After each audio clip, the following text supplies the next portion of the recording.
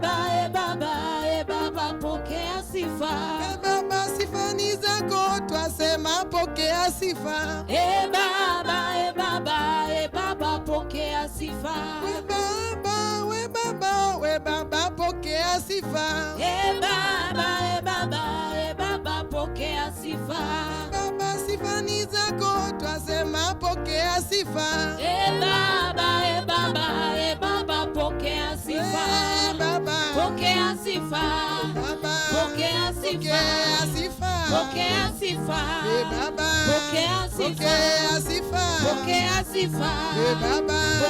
Tunakupenda. Pokea sifa. Pokea sifa. Pokea sifa. Pokea sifa. Sifa ni zako. Pokea sifa. Pokea sifa. Pokea sifa. Pokea sifa. Pokea sifa. Pokea sifa. Pokea sifa.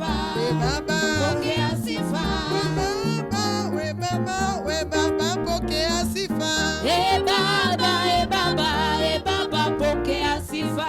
Baba, sifa ni zako, twasema pokea sifa. Baba, pokea sifa. Baba, tunakupenda, twasema pokea sifa. Baba, pokea sifa. Baba, sifa ni zako, twasema pokea sifa. Baba, pokea sifa. Pokea sifa. Pokea sifa. Pokea sifa. Pokea sifa. Tunakupenda. Pokea sifa. Pokea sifa. Pokea sifa. Pokea sifa. Pokea sifa. Pokea sifa. Pokea sifa. Pokea sifa. Pokea sifa. Pokea sifa. Pokea sifa. Shangwe na vigelegele kwa Bwana Yesu. Welcome back to Sunday Best right here on KTN Home. Thank you very much again for making time to be with us. Beautiful program today. I told you earlier today we are talking about marriage, all right? And more specifically about young marriages. I hope we will get there because the conversation can get too intense but we hope we can get there. I'm with Dr. Kathy Tarzs, all right? Dr. Kathy Tarzs, she's the CEO of Matters of the Heart, all right, Solutions. And I love their tagline. It says, love is worth fighting for, all right? I don't know if you've ever been in love or you're in love. Is it a good thing? Is it worth fighting for? Part of the conversation we'll be having today. But karibu sana daktari. Thank you very much. It is good to have you. I was just telling you, I love you. So that's your hair, for real? Yes, it is, for real. All right, it's yes. gray hair. Yes, it Ulisema wewe na kudai umewachana nayo. You know, I dyed my hair from when I was about 20 years. All right, interesting. So I just got tired. Yeah. And I actually liked the fact that I got tired because I get quite a lot of compliments It looks about very this. nice. Yes. And I love it. Yeah, you know there are people who dye Yes. their hair to look like this. Yes, that's what I said. They are dying to get gray. I have gray. Let me take advantage of that. Oh, I love it. Karibu sana. Thank you so much. But I'll give you an opportunity just to tell us a bit more about you. Your title is doctor. Yes. Are you a doctor of philosophy? Are you a medical doctor? Are you a veterinary doctor? Tuanzie hapo.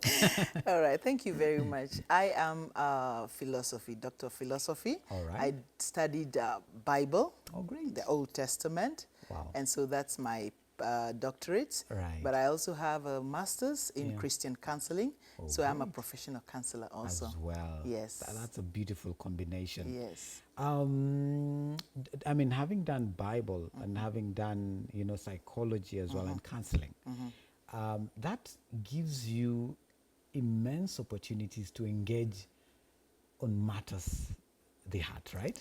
Yes, it does. Yeah. Yes, it does. Actually, there's a time in my life that God told me I needed to do the professional counseling part of it because there are people who will never come to church or come to a pastor for counseling. Right. So this is also like I'm trying to reach out in the marketplace for those who are dechurched or unchurched, Right. to help them be able to receive the professional counseling that they need for the issues that they're going through. Yeah. How long have you been doing this? I've been doing this since about maybe about 10 years now. Okay. Yeah. Gets better, right? Yes, Keeps it does. getting better. It does. It does. It does. All right, let's go back to our topic today. We want to talk marriage. You're very passionate about marriage. Very. And why marriage needs to work right. Yes. All right. Yes. So what is marriage? Let's go Yes, to that's the a good basics. question. Yeah. Marriage. You know, do you know that many people don't really even understand what is marriage? So let me begin by defining marriage. Okay. Marriage is a God-ordained institution that involves the joining in of a male and a female All right. to become one flesh in a lifelong relationship. Wow. Now, I'm going to break it down for you, right? All right, all right. There are 6 principles in that statement. Marriage is God-ordained. All right. That means it is not a man-made institution, it is God. Ordained. It is God. Right. So he is the originator. So if something is made by, let's say, for example, Toyota, you go back to them to fix the thing that's broken. Yes. Because they are the ones who know manufacturer. the manufacturer. So God is the one who did this. Right. Number 2 principle, it is an institution. And like every institution, there are rules and laws to govern it. So marriage has rules and laws. Okay. And when we don't understand them, there is a problem. And principle number 3 is the joining together. Right. People cannot come together when they are not in agreement, like Amos 3:3. Can 2 work together unless they agree? So these people originally have to agree and keep on agreeing for the marriage to work. And the 4th principle is found in to diffuse this issue that somebody can be born male and then become female. It's between a man and a woman. Male and female. Not male and male or female and female. Right. And then the 5th principle is it's one flesh. One flesh means these people have to understand that in spite of their differences, they are joined together. And so they have to find a common ground to be able to live together as one flesh. So in spite of everything that happens, that should be at the back of their minds, that we are one flesh. We are not fighting each other. We are not competing each other. We are not trying to, there should not be even power struggle in that marriage. And thank you. And the 6th principle found there is lifelong. So before people enter, these 6 principles should be well taught, well understood.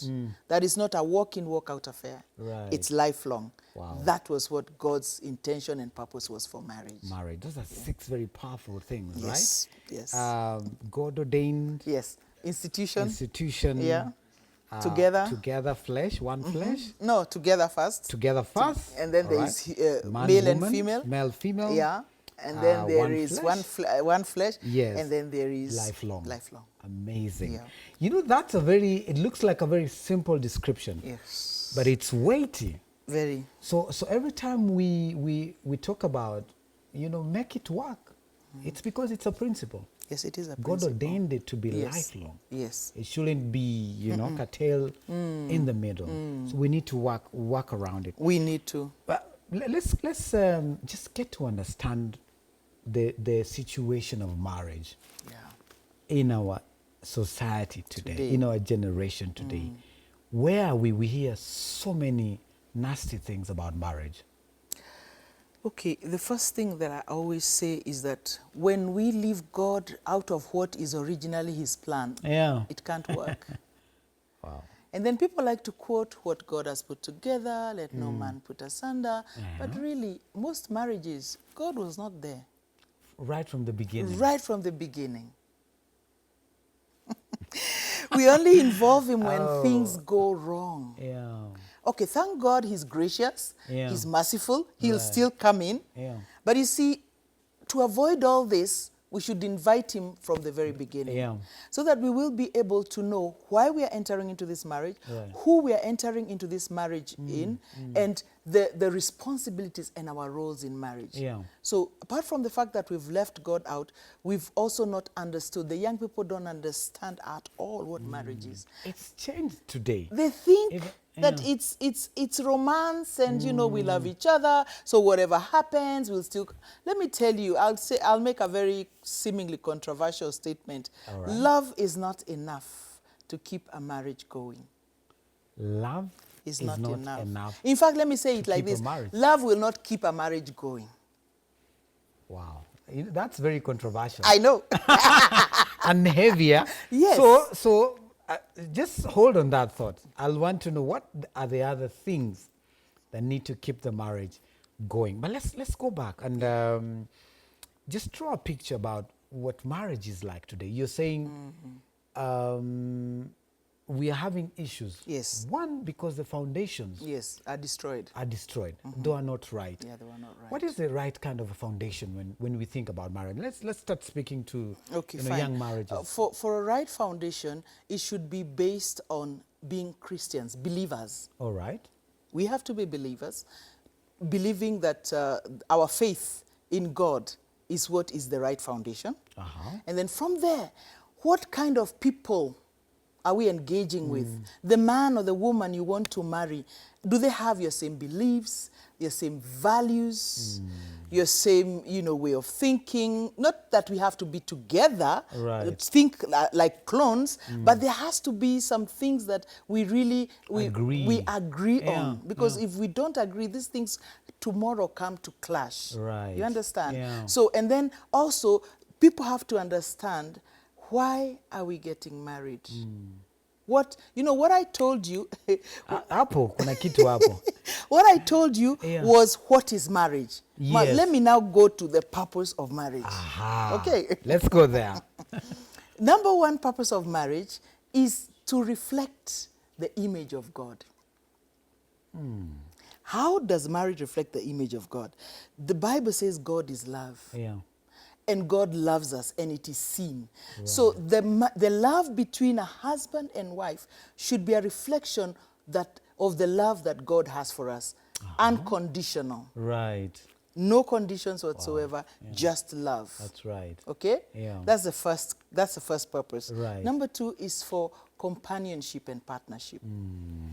Many people, when they come into marriage, they come in with the mentality that I am the higher earner, so I'm more of a say. I'm more of a say. You are a housewife, or you're staying at home, or you're earning. So I'm the one who has to say. But that's not it. It's a partnership. Right. It's for partnership and for companionship. Ah. And companionship means that we care about each other. We are giving each other the support. And in most marriages, there's no support. There's no support. Right. We are competing. Yeah. We live like it's about me, myself, and I. Right. And so that is where the problem lies. Yeah. And number three is for it's supposed to demonstrate redemption. Interesting. Yeah. Very interesting. Redemption is the forgiveness of God for mankind when they didn't deserve. Right. So in marriage, redemption has to be reflected in the marriage. How? By being willing to forget and forgive. Right. Yeah. And that's a key one, Yes. especially in marriage, that I have to be selfless. Selfless, yeah. And it's not about me. I mean, the redemption that Christ saw. I mean, we didn't deserve we it. didn't deserve it at all. And he said, you know what? I will erase it. Yes. Entirely. Imagine, exactly, for God. And of course, for children. Right. Marriage is for procreation. Yeah. And also marriage is for sexual intimacy Right. and pleasure. And finally, marriage is where children should be brought up, bring up godly children. That's right. Yeah. You know what, Daktari, when we were, some of us, when we were, yani ni grace, kama si neema ya Mungu, my Ni goodness. neema, ni I neema. remember when, you know the cycles of life. So here we are, we're in campus, guys are dating, huyu ana date huyu, huyu anawacha huyu ana date huyu, huyu anachukua huyu ana date huyu. Yeah. So ideally what happened is, it was like, let's just go. So it's about time Yes. I find someone I think I really like her. Yeah. Let's do this. Let's do a committee. Let's plan a wedding. Yes. But grace has really been. Yeah. But if we really get to understand the reason why marriage is supposed to be there and the purpose of marriage, then it will have better reflection. It will. As we get in there. Yes. I want us to talk about young marriages. Okay. What will be even before that? It's an interesting conversation we had just off camera.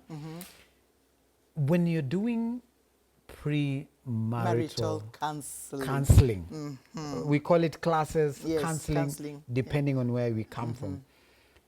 That's a very that's a place where we need to engage in detail.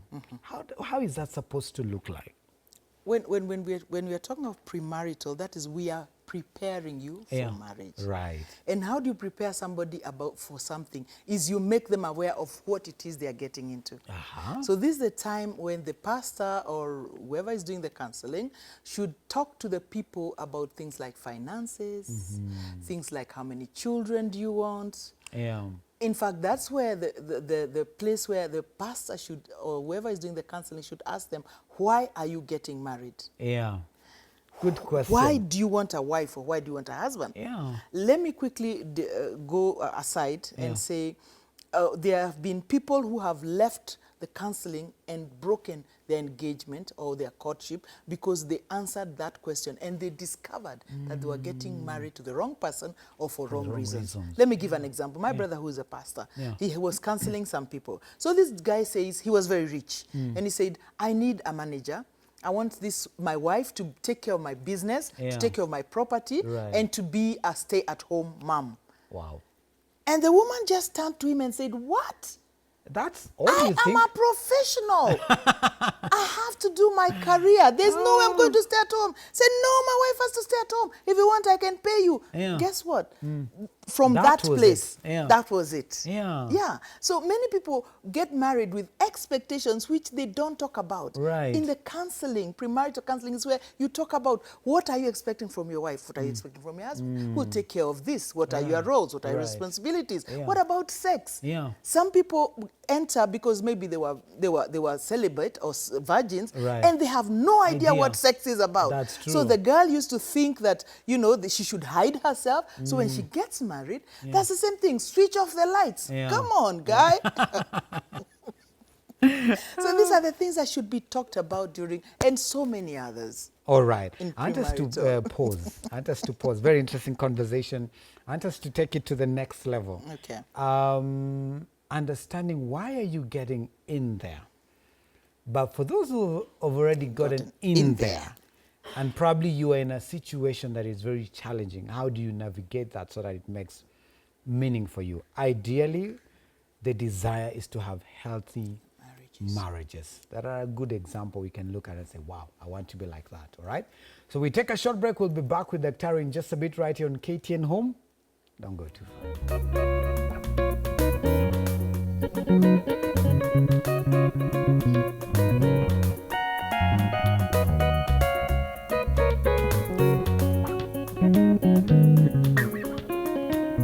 Wa milele, Mungu wa baraka ni nani? Wa milele, Mungu wa baraka ni Yesu. Wa milele, Mungu wa baraka ni nani? Wa milele, Mungu wa baraka ni Yesu. Wa milele, Mungu wa baraka ni nani? Wa milele, Mungu wa baraka ni Yesu.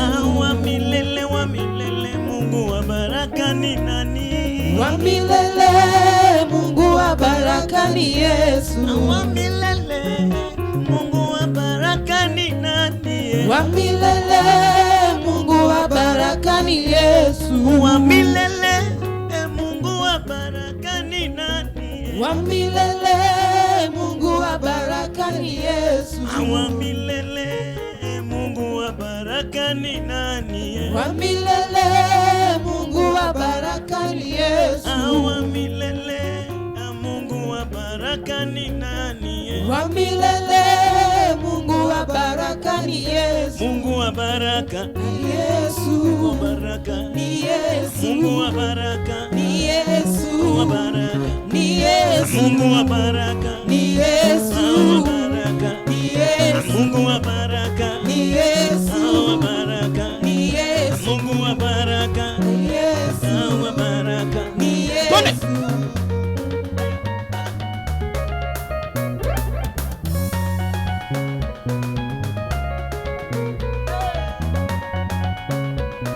One, two, three.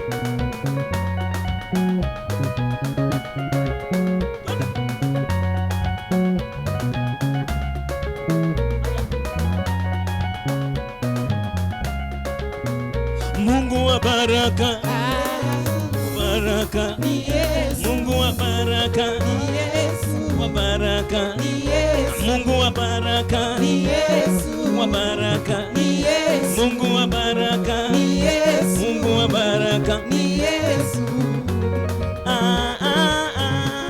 Ni Yesu. Yo yo yo, ni Yesu. Ni Yesu. Yo yo yo. Yo yo yo. Ni Yesu. Ni Yesu. Yo yo yo. Yo yo yo. Ni Yesu. Ni Yesu. Yo yo yo. Yo yo yo. Ni Yesu. Ni Yesu. Yo yo yo. Yo yo yo. Ni Yesu. Ni Yesu. Yo yo yo. Yo yo yo. Ni Yesu. Ni Yesu. Yo yo yo. Yo yo yo.